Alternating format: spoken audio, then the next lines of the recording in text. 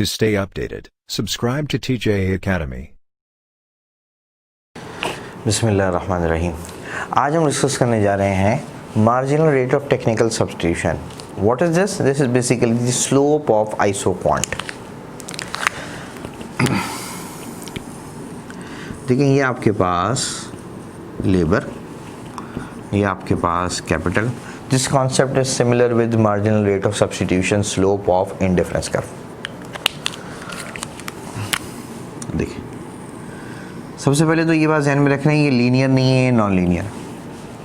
Non linear है क्योंकि convex to reason है, इसलिए नॉन लीनियर है। प्रॉपर्टी हम देख चुके हैं।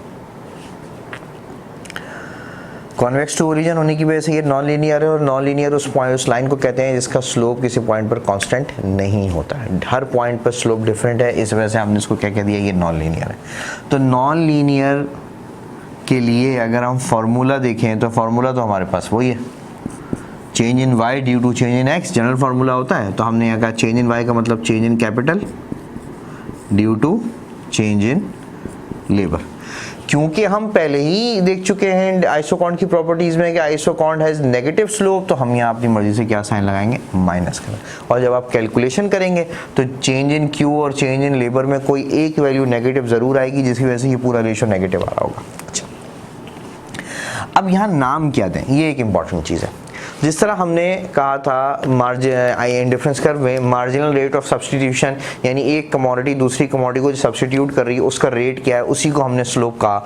तो यहाँ पर हम क्या नाम दे सकते हैं, उसको ज़रा गौर से देखें। फॉर एग्जांपल, अगर हम इस पॉइंट पर हैं,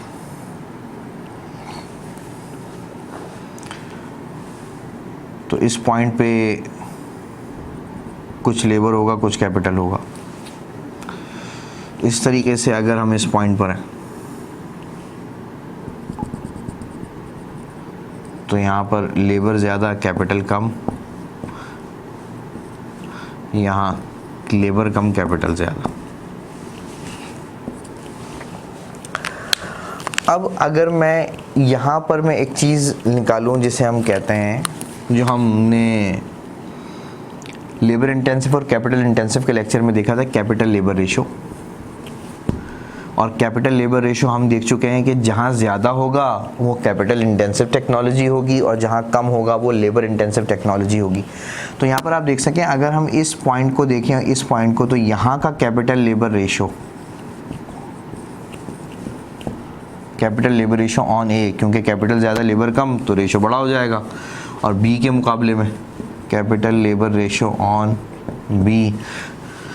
तो हुआ क्या कि जहाँ कैपिटल लेबर रेशो ज़्यादा वो कैपिटल इंटेंसिव, जहाँ कम वो लेबर इंटेंसिव। तो इसका मतलब आइसोकॉन्ट के एक पॉइंट से दूसरे पॉइंट पर अगर मूव करूँगा तो मैं क्या चीज़ सब्स्टिट्यूट कर रहा हूँ, बेसिकली टेक्नोलॉजी सब्स्टिट्यूट कर रहा हूँ। यानी कैपिटल इंटेंसिव से किस तरफ मूव कर रहा हूँ, लेबर इंटेंसिव की तरफ। इस तरीके से क्योंकि यहाँ पर सब्स्टिट्यूट टेक्नोलॉजी हो रही है, तो यहाँ पर हमने उसको नाम दिया marginal rate of technical substitution. क्योंकि टेक्नोलॉजी सब्स्टिट्यूट हो रही है ना, एमआरएस, तो वहाँ हम इसको एमआरएस भी कह सकते थे, मार्जिनल रेट ऑफ सब्स्टिट्यूशन। लेकिन डिफरेंस नहीं कर पाते क्योंकि एमआरएस तो इंडिफरेंस कर्व का भी स्लोप है। वहाँ क्या सब्स्टिट्यूट हो रहा था, वहाँ कमोडिटी सब्स्टिट्यूट हो रही थी। जबकि यहाँ हमने बात की, यहाँ एक पॉइंट से दूसरे पॉइंट पे जा रहे हैं, तो यहाँ टेक्नोलॉजी सब्स्टिट्यूट हो रही है, तो हमने इसको कह दिया marginal rate of technical substitution.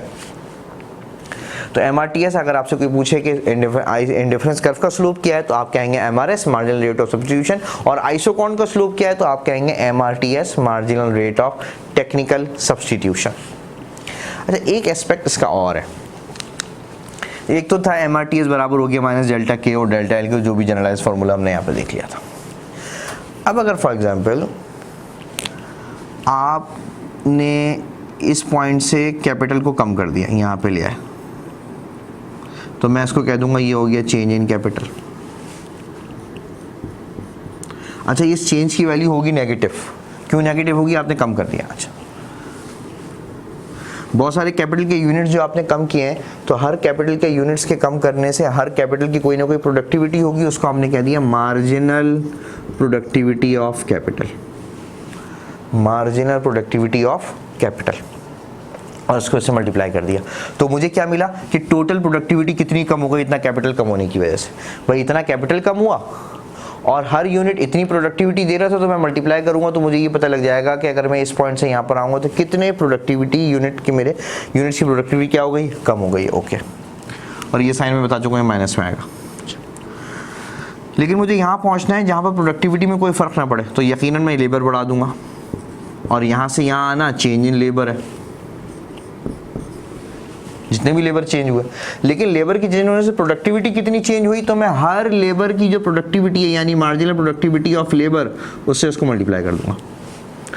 तो इसका मतलब जब मैं ए से सी पर आया तो ये लॉस मुझे बेयर करना पड़ा क्योंकि कैपिटल कम हो गया था, और जब मैं सी से बी पे चला गया तो ये गेन आ गया मेरे पास क्योंकि मैंने लेबर बढ़ा दिया। अब अगर मैं ए टू बी देखूं तो जितना लॉस है उतना ही गेन है, क्योंकि लॉस हुआ यहाँ से गेन हुआ, और अल्टीमेट रिजल्ट ये हुआ कि प्रोडक्टिविटी में कोई फर्क नहीं पड़ा, जो प्रोडक्टिविटी ए पर है वही प्रोडक्टिविटी बी पर है। तो अगर मैं इस लॉस और गेन को ऐड करूं तो मेरे पास आंसर क्या आना चाहिए, 0, इट शुड बी 0। ठीक है, अब यहाँ पर आप गौर से देखें कि इस रेशियो को उठा के, इस पूरी टर्म को उठा के उधर लेके चले जाएं, एम पी के इंटू डेल्टा के, ये प्लस में आ जाएगी, क्या हो जाएगी माइनस में, M P L is delta L multiply by delta. अब यहाँ पर देखिए, यहाँ डेल्टा के माइनस में था, क्यों था, क्योंकि कैपिटल कम हुआ था, तो यकीनन यहाँ माइनस का साइन मैंने यहाँ लगा दिया। अब दोनों तरफ क्या नज़र आ रहा है, माइनस, आपने उसको क्या कर दिया, कैंसिल कर दिया। अब अगर मैं एक चीज़ देखूँ कि delta K over delta L, तो मैं डेल्टा के को यहाँ रख रहा हूँ by cross multiplication, change in labour इधर लेके आ रहा हूँ और ये इधर लेके जा रहा हूँ, तो मेरे पास आंसर बनेगा change in capital over change in labour is equal to M P L over M P K. तो जब ये इसके बराबर है तो मैं यहाँ पर ये भी लिख सकता हूँ कि M R T S is equal to delta K over delta L is equal to M P L over M P K. तो ये तो था कॉन्सेप्ट आपके पास slope of isoquant and marginal rate of technical substitution का। तो I hope ये concept को क्लियर हुआ होगा। अगर ये वीडियो आपको पसंद आए तो उसको लाइक करें, शेयर करें, हमारे चैनल को सब्सक्राइब करें और बेल आइकन पर ज़रूर क्लिक करें।